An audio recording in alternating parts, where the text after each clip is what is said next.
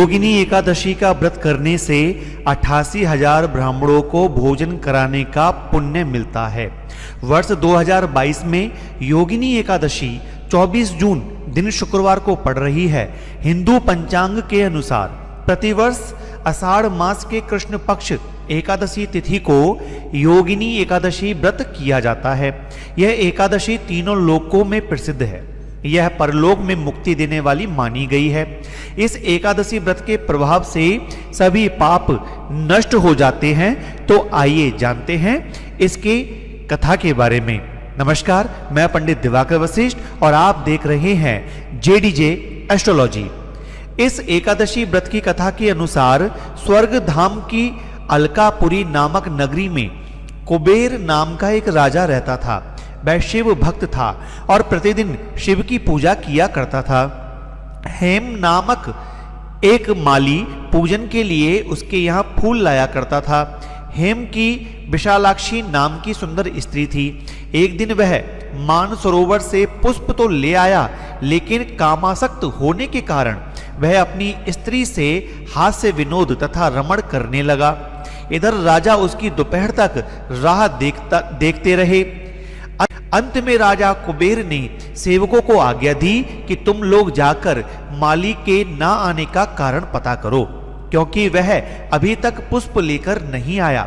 सेवकों ने कहा कि महाराज, वह पापी अति कामी है, अपनी स्त्री के साथ हास्य विनोद और रमण कर रहा होगा। यह सुनकर कुबेर ने क्रोधित होकर उसे बुलाया।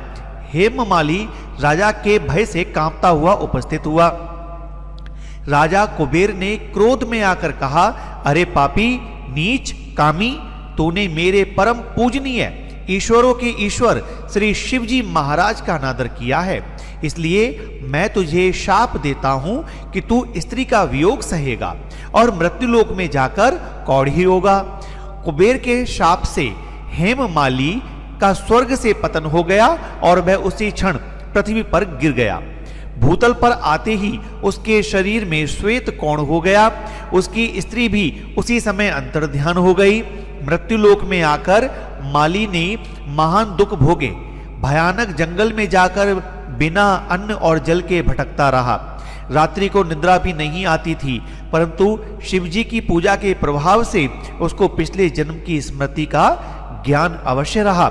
एक दिन घूमते घूमते वह मार्कंडे ऋषि के आश्रम में पहुंच गया, जो ब्रह्मा से भी अधिक वृद्ध थे और जिनका आश्रम ब्रह्मा की सभा के समान लगता था। हेममाली वहां जाकर उनके पैरों में पड़ गया। उसे देखकर मार्कंडे ऋषि बोले, तुमने ऐसा कौन सा पाप किया है जिसके प्रभाव से यह हालत हो गई? हेममाली ने सारा वृतांत कह सुनाया। यह सुनकर ऋषि बोले, निश्चित ही तूने मेरे सम्मुख सत्य वचन कहे हैं, इसलिए तेरे उद्धार के लिए मैं एक व्रत बताता हूं। यदि तू आषाढ़ मास के कृष्ण पक्ष की योगिनी नामक एकादशी का विधि पूर्वक व्रत करेगा तो तेरे सब पाप नष्ट हो जाएंगे। यह सुनकर हेममाली ने अत्यंत प्रसन्न होकर मुनि को साष्टांग प्रणाम किया। मुनि ने उसे स्नेह के साथ उठाया।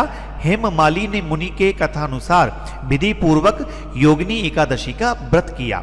इस व्रत के प्रभाव से हेममाली अपने पुराने स्वरूप में आकर वह अपनी पत्नी के साथ सुख पूर्वक रहने लगा। इस योगिनी एकादशी का व्रत करने से 88,000 ब्राह्मणों को भोजन कराने के बराबर फल प्राप्त होता है तथा इसके व्रत से समस्त पाप दूर होकर अंत में स्वर्ग की प्राप्ति होती है। बोलिए श्री हरि। अगर आपको ये वीडियो अच्छा लगा हो तो कमेंट में जाकर के श्री हरि अवश्य लिखिएगा और मिलते हैं ऐसी ही नई जानकारी के साथ। तब तक के लिए विदा लेते हैं। नमस्कार।